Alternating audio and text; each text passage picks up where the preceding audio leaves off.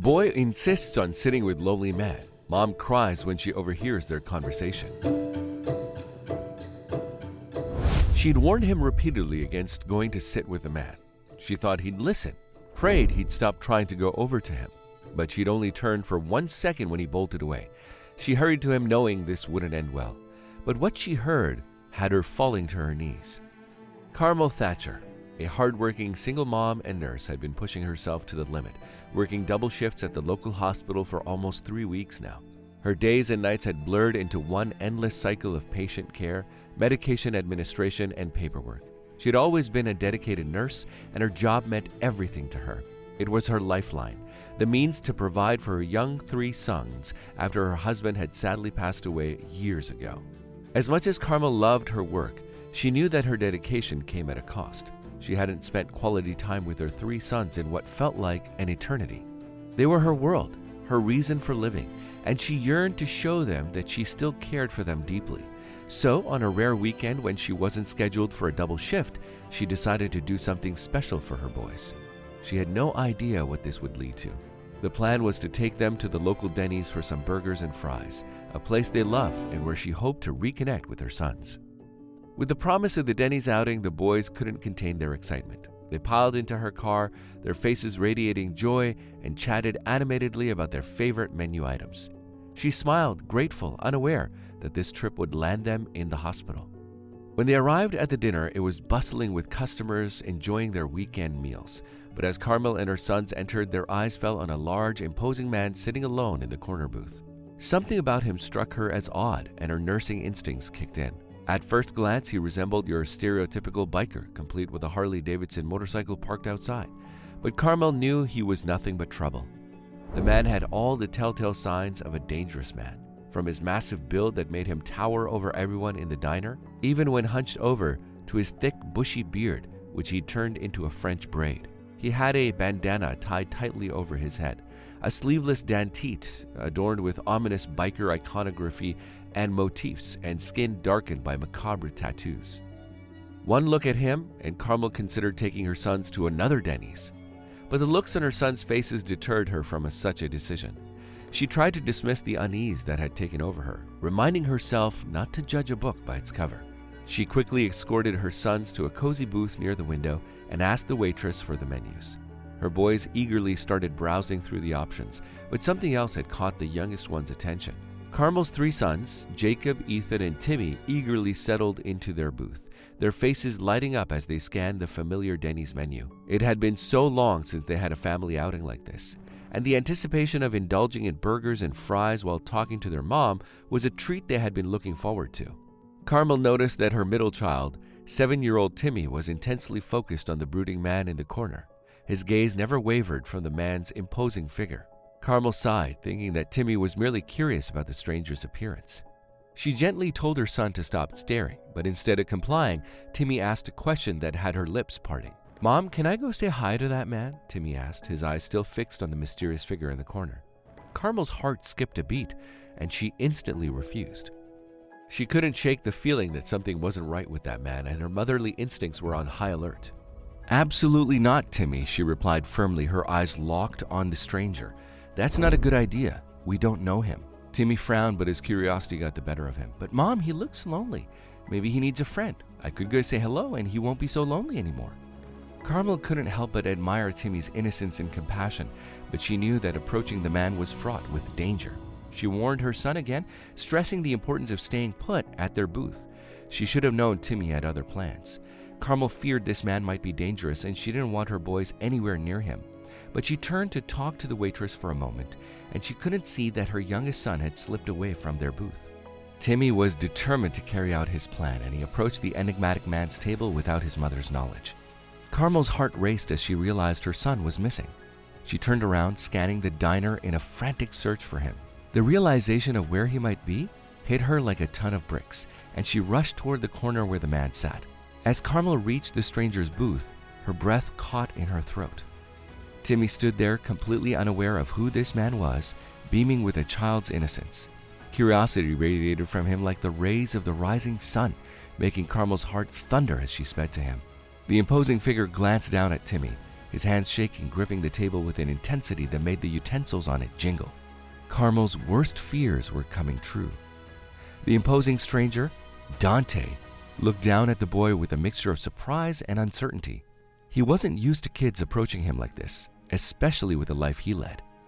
Timmy, however, had no inkling of the danger that could be lurking beneath the surface of this man's appearance. "Hi there," Timmy chirped, his voice filled with excitement. "I'm Timmy. Are you lonely? My mom says we should be nice to people who are lonely." Dante's stern expression softened for a moment as he looked into Timmy's innocent eyes. He was reminded of a world he had long left behind.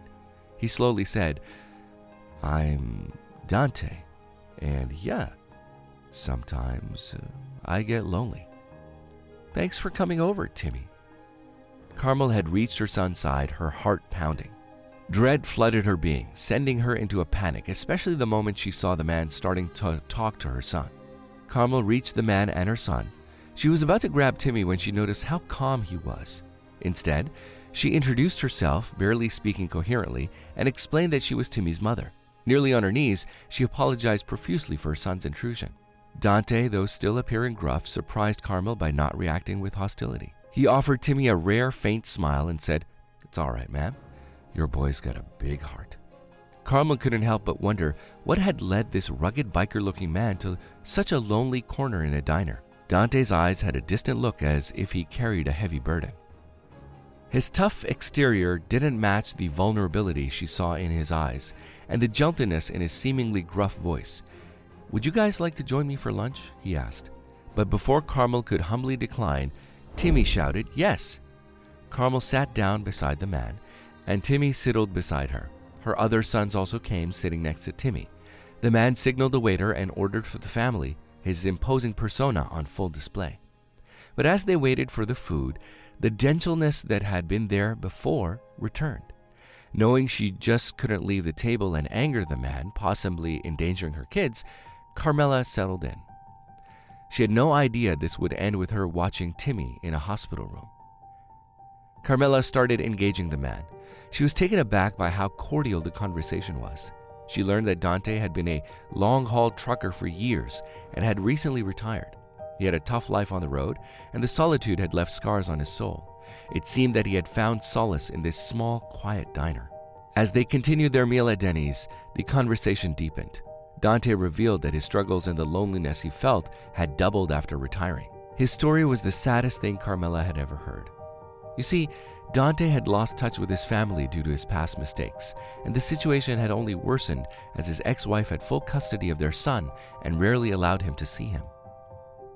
Dante's voice quivered as he explained that his son had been hospitalized and his condition was deteriorating. He had been in town for 2 weeks, anxiously awaiting for the chance to legally visit his son, but his ex-wife and her boyfriend wouldn't provide any information about their son's condition or allow him to see the boy. The weight of his past mistakes and his current situation pressed heavily on him, and he couldn't bear the thought of losing his child.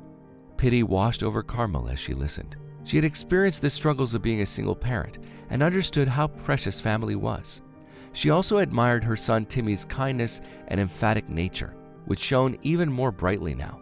But Timmy, with his young, innocent eyes, suggested a solution. "Why don't you write a letter to your son?" Timmy asked. "I always write when I'm feeling down and it makes me feel better. Maybe you could write to your son and tell him how much you love him. I can take the letter to the hospital when we're done here." Carmel was left speechless by her son's suggestion, but she couldn't help but be touched by his genuine concern for Dante and the situation he was in. She knew that sometimes a heartfelt letter could work wonders in mending broken relationships and expressing emotions that were otherwise hard to convey. But she knew just how difficult this would be. Dante hesitated for a moment. His eyes glistened with unshed tears. Then he nodded slowly.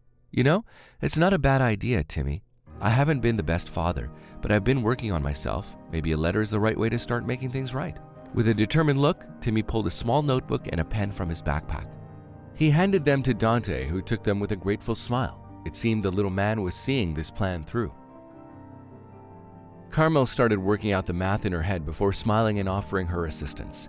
"I work as a nurse at the local hospital. I can take Timmy in the letter to see your son and try to find out how he's doing. If there's a way for you to visit him, it might help." Dante was overwhelmed with gratitude. He began writing the letter to his son, pouring his heart out on the paper, expressing his love and regret and his hope for reconciliation. But would his son accept the words of a man who'd barely been in his life? When the letter was complete, Timmy folded it carefully and placed it in a small envelope. As they left the diner, he clutched it tightly, ready to carry it to the hospital. The hospital visit was a turning point. Carmel, accompanied by Timmy, arrived at the pediatric ward where Dante's son was being treated. Carmel had used her connections to find out the boy's room, and they were met by a kind nurse who allowed them in. Timmy handed the letter to the boy's nurse, explaining the situation and the contents of the letter. The nurse, moved by the story, promised to deliver it to the boy and keep them updated. As days turned into weeks, a sense of hope began to bloom. The letter had touched the heart of Dante's ex-wife, who saw a sincere change in him and decided to allow him to visit their son. Dante was granted limited visitation rights, and for the first time in a long while, he was able to hold his son's hand and be present during the difficult times. The relationship between Dante and his son Christopher grew stronger with each visit, and he started to mend the broken pieces of their relationship. What had started as a 7-year-old's curiosity in a diner had set in motion a series of events that led to the healing of a fractured family. Dante was beyond thankful. A proud Carmel watched as father and son finally embraced. Dante couldn't thank her enough for having such a wonderful son as Timmy, who had single-handedly set these events in motion. The kindness and empathy of the young boy had bridged a gap, and the power of the written word had rekindled a love between father and his son. The months passed, and Dante continued to work on himself and remained a loving and devoted father to his son. Carmel watched as their lives improved, grateful for the chance to make a difference in the lives of others. Timmy, with his immense kindness and compassionate heart, continued to remind everyone that a simple act of reaching out to another person, even a stranger, could change lives in profound ways.